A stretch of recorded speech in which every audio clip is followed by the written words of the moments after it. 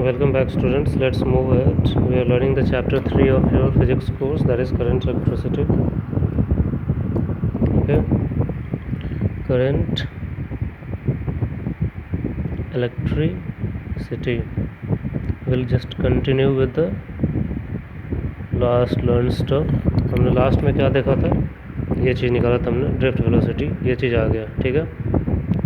अब सपोज करो हम लोग बस वही रेजिस्टिविटी, कंडक्टिविटी, यही सब रिलेशंस निकालेंगे। सपोज करो देयर इज़ अ वायर, उसका area of cross section A है, ठीक है, ए area of cross section,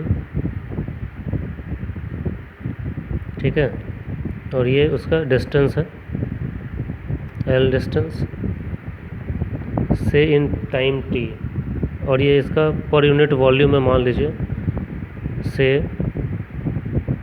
it takes t time for electrons to cover L distance, ठीक है, मान लीजिए इतना दिया हुआ है। वॉल्यूम कितना हो जाएगा, टोटल वॉल्यूम क्या होता है, area into length, A into L, A L, ठीक है, ए इंटू एल हो गया टोटल वॉल्यूम। अब सपोज करो we have say we have n number of electrons in unit volume, कोई भी 1 सेंटीमीटर क्यूब, 1 मीटर क्यूब, कितना भी यूनिट वॉल्यूम मानो n इलेक्ट्रॉन्स है, तो टोटल इलेक्ट्रॉन्स कितने हो जाएंगे, यूनिट वॉल्यूम में n है तो टोटल कितना होगा, इसको टोटल वॉल्यूम से मल्टीप्लाई कर दो, AL, तो NaL total number of electrons होगा, ठीक है। अब आओ, हमें पता है अब चार्ज की वैल्यू क्या होगी, सो टोटल चार्ज हमें पता है Q होता है, Q क्या होता है, करंट इनटू टाइम, ठीक है, I इंटू टोटल, ये कितना हो जाएगा, I into T is equal to कितना हो जाएगा, ये NaL,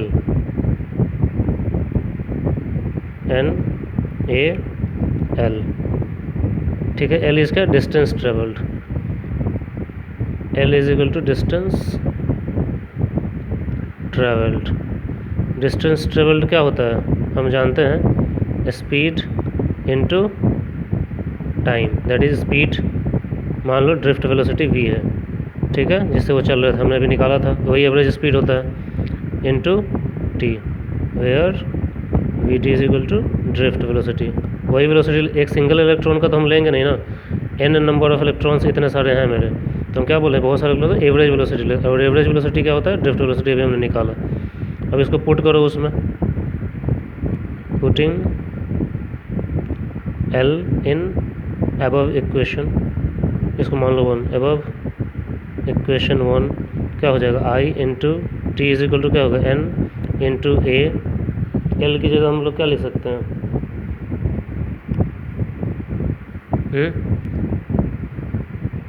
अच्छा टोटल चार्ज में एक गलती कर दिया हमने ना, I इंटू टी तो कर दिया, चार्ज की वैल्यू नहीं दी हमने, ई भी तो देना है ना, टोटल चार्ज निकालना है ना, एक इलेक्ट्रॉन की वैल्यू टोटल चार्ज ई हो गई, NaE, और L की जगह क्या लिख सकते हैं, ड्रिफ्ट वेलोसिटी इनटू टाइम, ये लिख दिया हमने, ठीक है। अब आइए पुटिंग VD, पिछली बार हमने निकाला ड्रिफ्ट वेलोसिटी की वैल्यू कितना होता है, ET/m, ET/m, ठीक है, इसको इसमें पुट कीजिए, तो I into T is equal to NaE, ये आपको समझ में आया, E क्यों लगाना, ये हमने टोटल चार्ज निकाला, ये तो नंबर ऑफ चार्ज था, हम टोटल चार्ज निकाला है ना, तो इलेक्ट्रॉन की वैल्यू भी, ये तो टोटल NaL हो गया क्या, total number of charge, number of electrons हो गया एक्चुअली, तो टोटल वैल्यू कितनी होगी, एक इलेक्ट्रॉन के चार्ज से मल्टीप्लाई करोगे तभी होगा ना, NaE और VD की वैल्यू कितनी है, इंटू ड्रिफ्ट वेलोसिटी क्या हो जाएगी, ई टी बाई एम, ये ई है और एक ऑलरेडी टी है, तो वैल्यू कितनी हो जाएगी टोटल,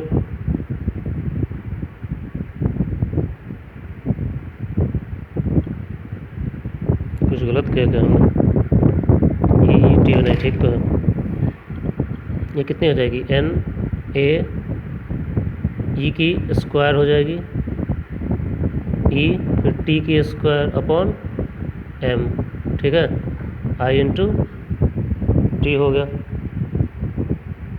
ठीक है। अब आइए एक टी से एक टी कैंसिल कर देंगे,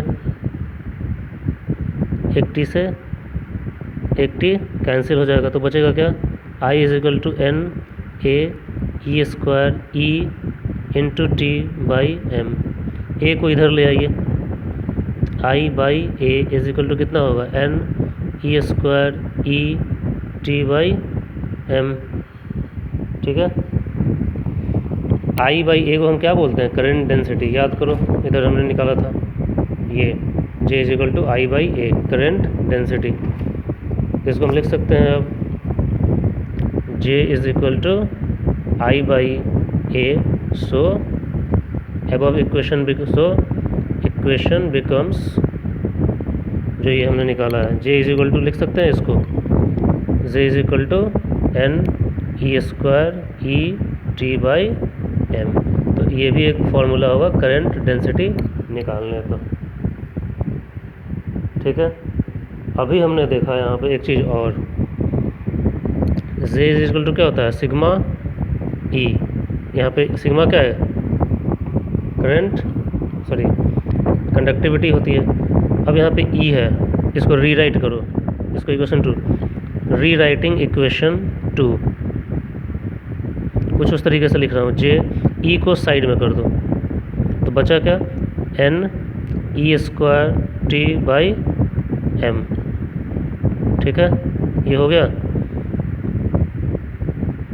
ये भी हो गया, इसको इक्वेशन 3 मानो, इसको इक्वेशन 4 मानो, कंपेयर 3 and 4,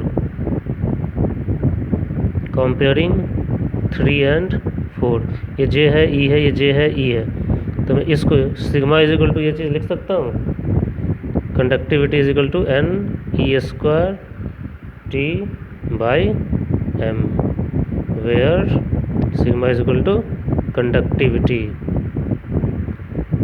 रेजिस्टिविटी क्या होती है, resistivity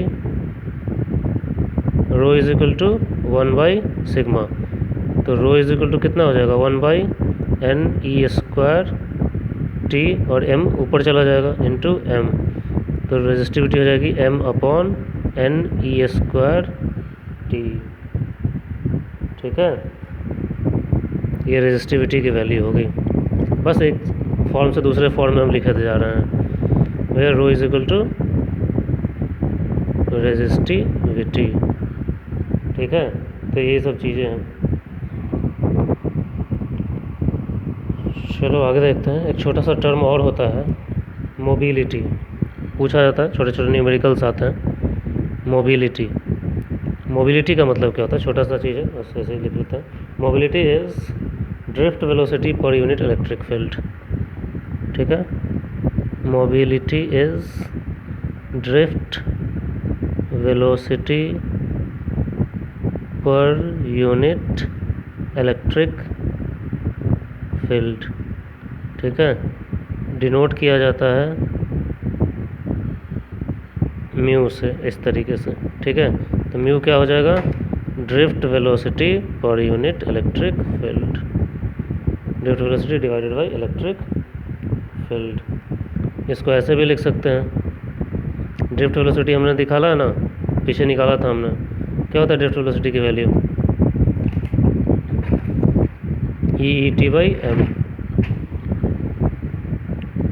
we T is equal to E charge electric field T by M, so mobility की वैल्यू कितनी हो जाएगी V D E T by M into नीचे वाला ई, ठीक है, तो ई कैंसिल हो जाएगा, ई कैंसिल, सो म्यू कितना हो जाएगा E/m, electronic charge into time upon mass of electron. तो दिस इज मोबिलिटी.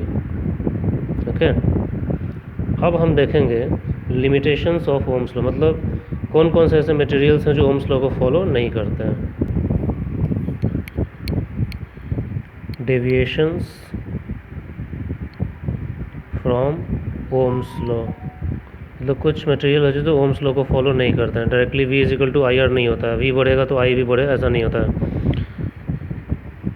एज पर ओम्स लॉ क्या होता है, V directly proportional to V is equal to I R लिखते हैं. ठीक है, this means V directly proportional to I. If I increases then V increases and then there is one value of R. लेकिन कुछ लोग हैं मटेरियल जो इसको फॉलो नहीं करते हैं, जैसे पहला, but some don't follow Ohm's law. पहले आता है, एक होता है डायोड, ट्रांजिस्टर्स में यूज़ करते हैं, यूज्ड इन ट्रांजिस्टर्स. सपोज करो आप बनाओ, ठीक है, ये जो होते हैं इस तरीके का डेविएशन शो करते हैं. ठीक है, सपोज करो ये एक डायोड की वैल्यू है, ये बहुत कॉमन एग्जांपल है, आपके बुक्स वगैरह में भी यही मिलेंगे. इधर वोल्ट है, इधर I है. ठीक है, ये 0.2 वोल्ट है, 0.2 वोल्ट है. 0.2 वोल्ट पे जनरली ये 1.5 मिली एम्पियर करंट शो करता है. ठीक है, लेकिन जब आप, ठीक है,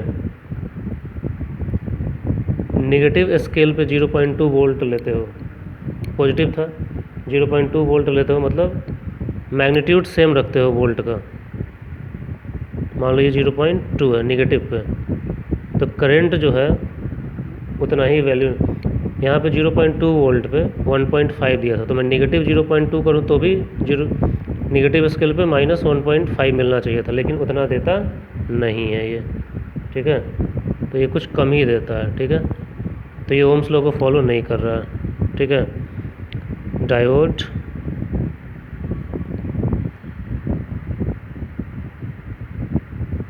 doesn't follow Ohm's law.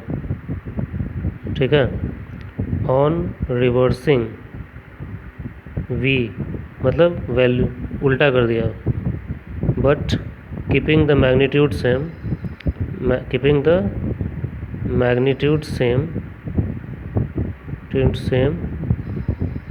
the value of current obtained is not same. The current obtained is not same. Positive scale पे 0.2 था, on positive scale V 0.2, then I is equal to 1.5 milli ampere. On negative scale V मैंने same रखा, 0.2 ही रखा, then I is not equal to 1.5, एक generally 1 के आसपास देता है. तो ये एक डायोड है जो फॉलो नहीं करता है. दूसरा होता है सेमीकंडक्टर्स भी फॉलो नहीं कर सकते हैं. याद होगा हमने चैप्टर 1 में पढ़ा था केमिस्ट्री में, डिफरेंट ग्रुप्स, ग्रुप 13 ग्रुप 15 को मिला दो, ग्रुप 13 ग्रुप 14 को मिला दो तो सेमीकंडक्टर्स बनते हैं. सिलिकॉन में जर्मेनियम, गैलियम, इंडियम, आर्सेनिक सब मिलाते थे. तो semiconductors don't follow Ohm's law. एक बहुत ही पॉपुलर एग्जांपल आएगा gallium arsenide. Example gallium arsenide.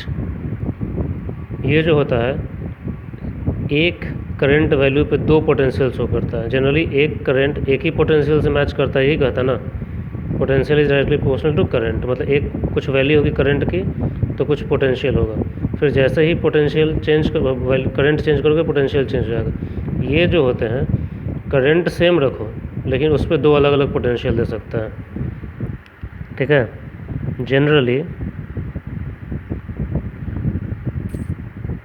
V changes with I and gives one value, but gallium arsenide for one value of current shows 2 different potentials। ये non linear value show करता है कुछ इस तरीके से। सपोज करो ये करंट है, ये वोल्ट है, ठीक है।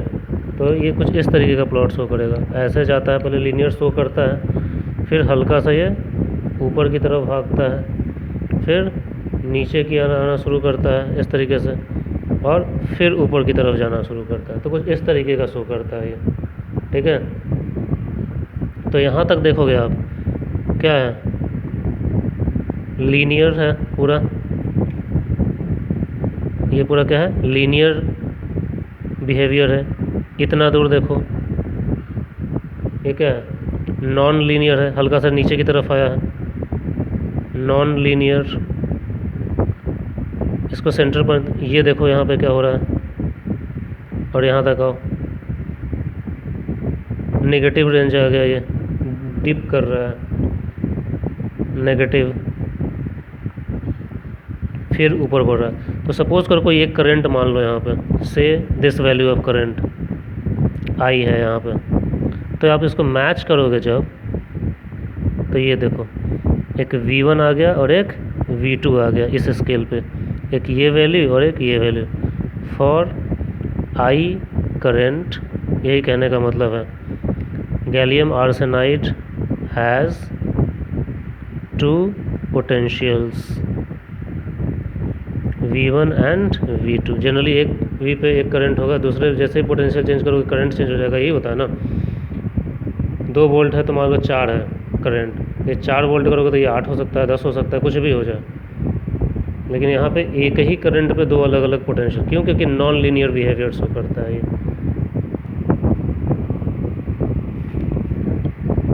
तीसरा एक कंडीशन देखते हैं, कभी कभी अच्छे कंडक्टर्स भी होते हैं, जो गुड कंडक्टर्स, वो भी फॉलो नहीं करते हैं। Sometimes very good conductors to show slight, वो हल्का सा डेविएशन शो करते हैं, ऐसा नहीं है कि बहुत ज़्यादा, हल्का सा। जैसे कि ये V है और ये I है, तो जनरली क्या होता है, ओम्स लॉ एकदम स्ट्रेट लाइन होता है, राइट। लेकिन कभी कभी बहुत अच्छे अच्छे कंडक्टर्स में, जैसे बहुत अच्छा जो शो करते हैं, ये डॉटेड लाइन से मान लो, ये लीनियर है अभी भी, लेकिन जैसे जैसे पोटेंशियल बढ़ता है उनमें करंट की वैल्यू थोड़ी हल्की सी ज़्यादा हो जाती है, थोड़ा सा डाइवर्ट हो जाता है, ठीक है, इस तरीके से हो जाता है। At higher potentials V is not showing linear relation, बढ़ते हुए थोड़ा सा एबनॉर्मल हो गया, linear not showing linear relation with I, ठीक है। बहुत अच्छे अच्छे कंडक्टर्स में ऐसा होता है, गुड कंडक्टर्स में।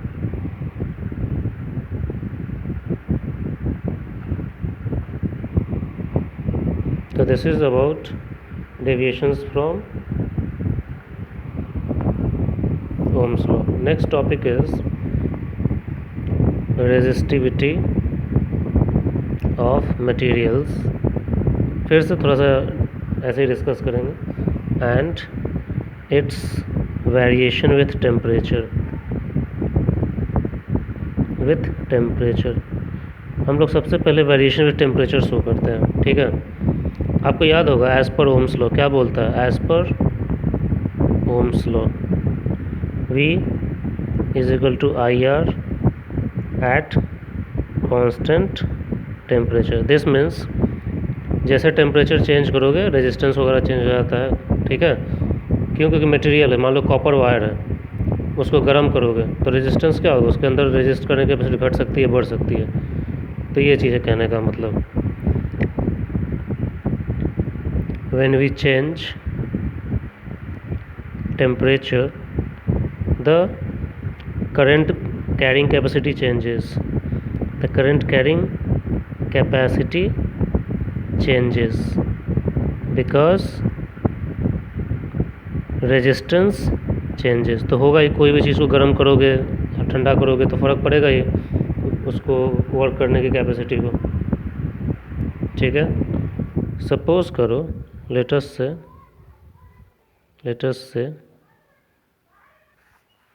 से at T1 temperature the resistivity equal to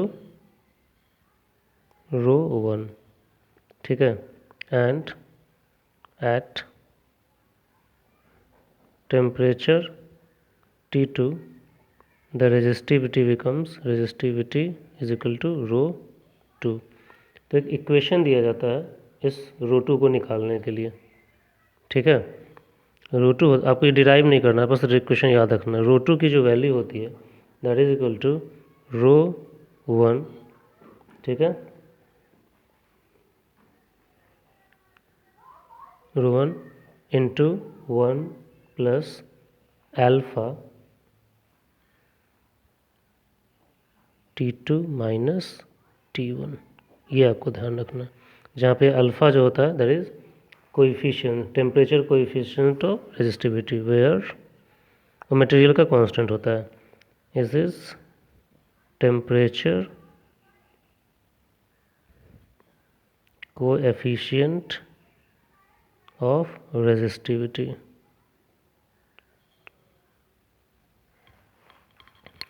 resistance भी सेम, ये रेजिस्टिविटी था, रेजिस्टेंस भी सेम रिलेशन शो करता है।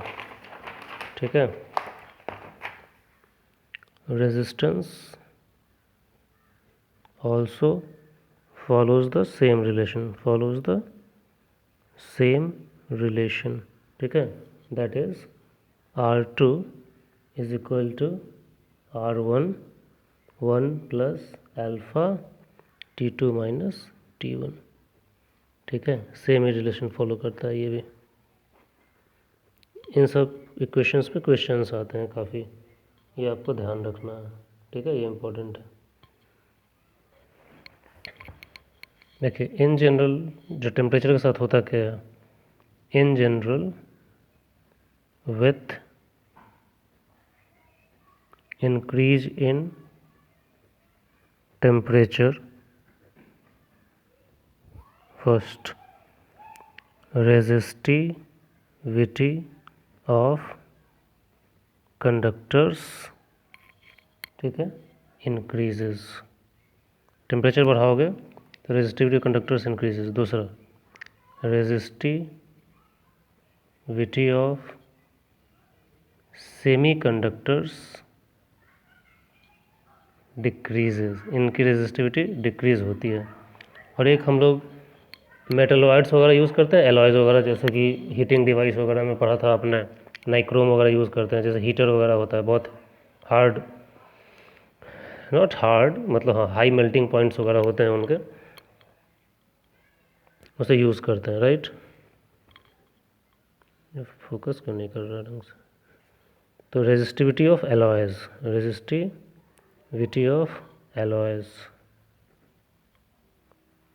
shows स्लाइट वेरिएशन, स्लाइट बहुत हल्का सा वेरिएशन शो करता है, इंक्रीज ही करता है, हल्का सा इंक्रीज करता है। So then the next video I will plot resistivity को टेम्परेचर के अगेंस्ट में। अभी क्लोज कर रहा हूँ मैं। The next video will show the plots for all this things, किस तरीके से टेम्परेचर के साथ प्लॉट है। कम हो रहा है देखो इसका क्या हो रहा है, टेम्परेचर बढ़ेगा तो कंडक्टर का रेजिस्टिविटी बढ़ रहा है, मतलब लीनियर इक्वेशन शो करेगा। ये डिक्रीज होता है तो ऐसा इक्वेशन देगा, सॉरी प्लॉट देगा। और ये बहुत कम चेंज होगा तो हल्का सा इंक्रीज होगा। ओके, छोटा सा प्लॉट बनेगा बस। तो उसके बाद ये क्लोज हो जाएगा ये टॉपिक। उसके बाद थोड़ा सा रेजिस्टिविटी ऑफ मटेरियल्स के बारे में डिस्कस करेंगे। अभी हम वेरिएशन विद टेम्परेचर देख रहे हैं। Okay, thank you.